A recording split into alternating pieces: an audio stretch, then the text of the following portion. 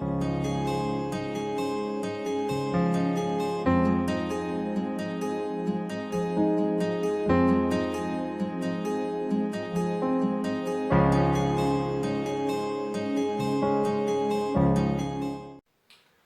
paz do Senhor Jesus, eu quero te convidar para mais uma aula de Escola Dominical.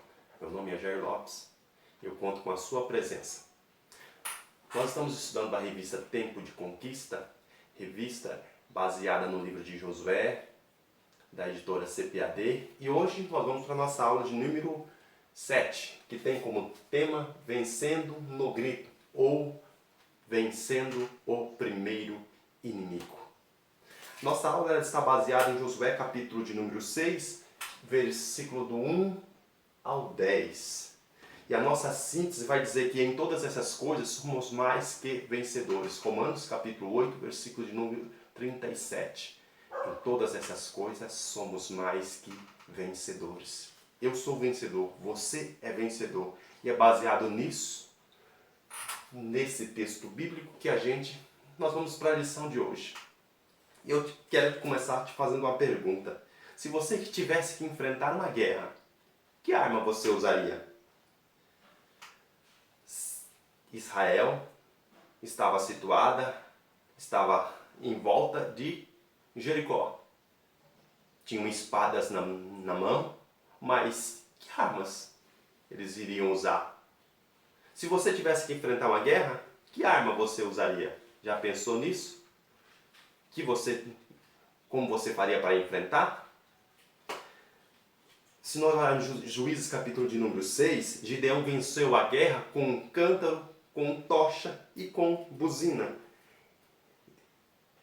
2 Reis capítulo de número 7, versículo de número 3, 4 leprosos, um período em que Samaria estava cercada, 4 leprosos saíram andando em direção ao arraial do inimigo. O que aconteceu?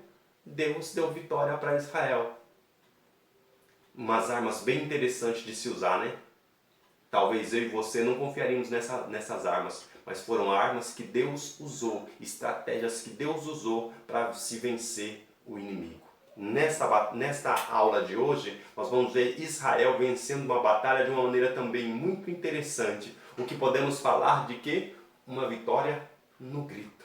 Mas como foi isso? Nós vamos entender isso hoje. O primeiro ponto interessante nessa aula é a questão de buscar a orientação de Deus. Para quê? Para saber como agir diante da guerra. Aquilo que você está enfrentando, aquilo que você está passando. Você já buscou a orientação de Deus para resolver? Primeiro ponto. Josué buscou direção de Deus, buscou estratégia de Deus para saber como faria para vencer a grande Jericó, a grande megalópole, uma cidade cercada por muralhas. E que muralhas eram essas? Seus muros tinham 9 metros de altura por 6 de largura. Esses muros, ainda que caíssem, mesmo assim se tornariam um grande empecilho para Israel entrar. Mas nós temos um Deus que é poderoso na guerra. E o nosso Deus, o que fez neste momento? Ele afundou as muralhas de Jericó. É o que nós vamos conseguir entender nesta lição, que Deus não simplesmente derrubou, mas Deus afundou a ponto de Israel conseguiu atravessar os muros e venceram Jericó. Deus ali, podemos dizer que ele pode ter usado ali um terremoto. Não há como comprovar isso hoje, mas entende-se que Deus afundou essas muralhas através de um terremoto, ou a mão de Deus estava sobre o lugar, a ponto de os muros afundarem. Mas, para enfrentarmos uma guerra, normalmente nós usaríamos aquilo que nós teríamos nas mãos. Se nós observarmos 1 Samuel, capítulo de número 17, versículo de número 40, nós vemos Davi indo para a guerra. Mas ele não iria guerrear. Davi vai simplesmente levar alimento para os seus irmãos e para os capitães da guerra. Chegando lá, se depara com um gigante. E quando chega lá, ele resolve enfrentá-lo. Deus dá disposição para ele para enfrentar o gigante. E falando com o rei Saul, ele coloca a armadura de Saul e tenta e pensa em enfrentar o gigante. Mas o próprio Davi vai perceber que aquilo não era para ele. A espada de Saul não era para ele. O escudo de Saul não era para ele. Ele se retira, tira toda aquela armadura e vai com o quê? Cajado na mão. Vai com um estilingue e busca pedras. Então, o que Davi vai usar para a guerra é algo que Deus tinha colocado. Não é algo que disseram para ele. Às vezes nós queremos enfrentar guerras, pelejas com aquilo que é lógico, com aquilo que é óbvio. Mas as maneiras de Deus vencer a guerra não são pela lógica. Deus não trabalha dentro da ótica humana. Nós vimos aqui vários exemplos que já foram citados, como no caso de Gideão, dos 4 leprosos, que Deus usou maneiras diferentes para vencer a guerra. Qual é a guerra que você está enfrentando? Primeiro passo, busque a orientação de Deus. Não vá pela ótica humana, não vá pela lógica. Primeiro ponto é sempre buscar uma orientação divina. Algo interessante, que a primeira coisa que eles fizeram foram cercar a cidade. Cercar a cidade, eles fizeram o quê? Ao cercar a cidade, ninguém que estava em Jericó, dentro dos muros, podia sair, fazendo com que não conseguissem sair para pegar alimento. Se nós formos observarmos, segundo a Crônicas, capítulo de número 32, o rei Senaqueribe, quando queria derrotar a cidade de Judá, ele faz o mesmo, cercou toda a cidade e ficou esperando o quê? Que Israel se rendesse, que o povo de Judá se rendesse, mas eles não saíram. Antes buscaram a Deus e Deus deu vitória. Interessante é que quando Israel cerca a cidade de Jericó, podemos observar que é como se fosse um templo para eles. Se eles saíssem para fora e se rendessem, Deus estava dando uma oportunidade, mas eles preferiram não sair. Era tempo de rendição. Mas, olhando para uma questão espiritual e aplicando para as nossas vidas, podemos entender que para vencermos o inimigo, o primeiro ponto é fazer o quê? Não dar alimento para ele. Você sabe como é que você vence a carne? É não dando alimento para ela. Disse uma certa história contada por um homem que um índio chega para um homem branco e diz para ele: olha, dentro de mim existem 2 lobos brigando. E o homem branco, querendo tirar sarro do índio, diz para ele: e qual vence? O índio olha para ele e diz: olha, depende de qual lobo eu alimento. Se eu alimentar um lobo bom, o lobo bom vence. Se eu alimentar um lobo mau, o lobo mau vence. Assim é a briga entre a carne e o espírito. Se nós alimentarmos a nossa carne vence. Mas se alimentarmos o nosso espírito vence. Então, quer vencer a guerra? Não dê alimento para a carne. Não dê alimento para o inimigo. Partindo para um outro ponto, Deus deu uma estratégia para Israel, para rodear toda Jericó. Como seria isso? Todos os dias, durante 7 dias, dariam uma volta em torno da cidade. E como rodeariam? A estratégia era que os homens armados com espadas iriam na frente. Em seguida, 7 sacerdotes carregando 7 buzinas ou trombetas. Atrás iria a arca. E logo depois todo o restante do povo. Todos os dias eles tinham que fazer isso durante 7 dias. Mas uma coisa nos chama a atenção. E é esse ponto que mais interessante da lição. É que Deus deu uma ordem. Além de rodearem a cidade durante 7 dias, dando uma volta,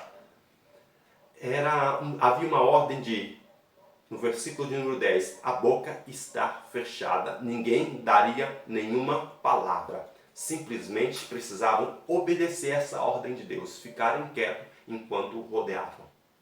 Se nós observarmos Números capítulo 12, versículo 8 e 15, nós vamos ver Miriam e Arão ali debatendo com Moisés. Por quê? Por causa da mulher de Moisés. E o interessante é que depois você lê todo o texto, para você compreender melhor a história, interessante é que Deus dá uma sentença para Miriam no caso. E ela fica leprosa, sabe por quê? Porque falou coisas de Moisés que não deveria. E a lepra naquela situação é chamada de Lashon Hará, ou seja, boca maldizente. Falou aquilo que não deveria. Interessante notar que, por isso que Deus disse deu ordem para Josué descer ao povo, boca fechada. Sabe por quê? Porque se observassem as muralhas e ficassem andando em volta, o povo murmuraria, começaria a dizer, reclamar um com o outro.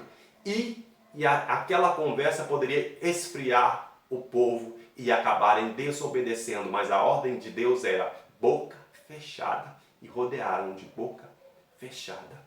Já percebeu que quantas das vezes nós acabamos falando o que não devíamos, falamos demais e com isso nós desmotivamos pessoas, com isso nós perdemos batalhas. Se nós observarmos Números capítulo de número 24, versículo de número 29, nós vamos ver um povo de Israel, a geração dos pais daquela geração que estava diante de Jericó, a geração dos pais, morreu no deserto. Por quê? Por causa da boca, por causa da murmuração. E ainda, observando ainda, Gênesis capítulo de número 9, versículo de número 25, Cã, filho de Noé, vai ser amaldiçoado. Por quê? Porque falou aquilo que não devia acerca do seu pai. Então, nós devemos tomar muito cuidado com aquilo que nós falamos, pronunciamos, pois isso gera descontentamento, isso gera desmotivação, isso gera confusão e pode acontecer de perdermos até batalhas.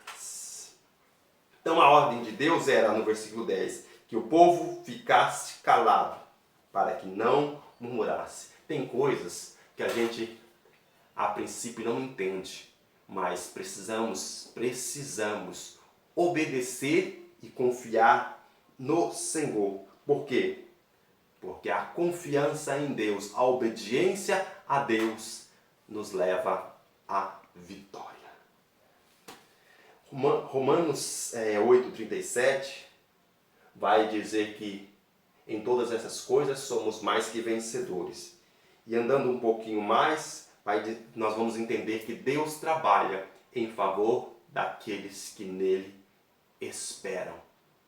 Nós precisamos esperar em Deus. Nós precisamos confiar em Deus. Eclesiastes, capítulo de número 3, vai dizer que há um tempo determinado para todas as coisas. Tempo de plantar, de colher, tempo de andar, tempo de parar, tempo de falar e tempo de ficar quieto. Quer ter vitória? Existem momentos que Deus nos manda falar. Mas existe um momento que Deus nos manda ficar quietos. Obedecendo à ordem de Deus, deram as voltas. Quando chegou no 7º dia, sob o comando de Josué, quando foi dado a ordem, as buzinas tocaram. Tocando as buzinas, o povo soltou a voz e gritou. E quando gritou, o abalo foi tão forte que as muralhas afundaram. Israel teve vitória sobre o teu inimigo. Mas teve vitória por causa de obediência. Teve vitória porque confiou no Senhor. Vivemos em tempos difíceis. Em todos os dias, em todos os momentos, nós enfrentamos batalha.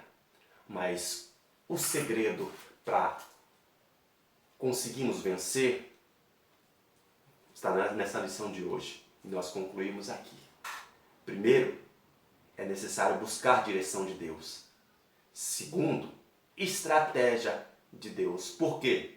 Não confiar na nossa força, não confiar na lógica humana, não andar sem orientação. O terceiro é obedecer à orientação de Deus. Israel obedeceu a orientação e, por certo, a vitória veio. Quando Deus nos designa algo, quando Deus nos manda fazer algo, muitas das vezes nós nós nem entendemos por que de fazer dessa maneira. Já imaginou quando nós falamos, no caso dos leprosos, sair andando em direção a um arraial e Deus confundir, fazer que os passos dele fazer o inimigo bater em retirada? Você já pensou no caso de Gideão, para vencer uma guerra com tocha, com cântaro, com buzina? Coisas que aparentemente, aos nossos olhos, não vão dar certo. Mas nós precisamos não andar por vista, mas andar por fé. Então, aprenda a ouvir, aprenda a obedecer e aprenda a confiar no Senhor, que a vitória vem. Às vezes é no grito, às vezes Deus vai usar só o seu grito, às vezes Deus vai usar a sua fala, Deus vai fazer você, às vezes, ficar quieto e falar no momento certo, e a tua fala no momento certo vai trazer vitória. Deus abençoe, tá? Obrigado por essa aula, entendendo que o nosso Deus, Ele pode fazer muito mais, além do que pedimos, pensamos ou imaginamos, tendo por certo que em todas essas coisas somos mais que vencedores. E eu te aguardo na próxima aula. Se você perdeu alguma de nossas aulas, entre no nosso canal e assista. Tem sido bênção para você? Eu agradeço pela sua companhia. Agradeço por você ter nos prestigiado. Compartilhe. Deus abençoe. Assim eu oro por você que está ouvindo, por você que está assistindo. Continue multiplicando, continue compartilhando com pessoas. Deus abençoe. Soberano e Altíssimo Deus, obrigado, Pai, por mais essa aula, por esse momento em que passamos juntos, Senhor Deus. Obrigado pela Tua presença. Obrigado, Senhor Deus, porque muitas das vezes nós não entendemos a Sua estratégia, Papai. Mas mesmo assim o Senhor tem nos dado direção. Dá direção, Papai, para aquele, Papai, que está ouvindo, para aquele que está vivendo em momentos difíceis, momentos de guerra, Senhor Deus, e não sabe como fazer, mas que o Senhor dê sabedoria para ele, andar por fé e não por vista. Assim nós agradecemos e oramos no nome do Senhor Jesus.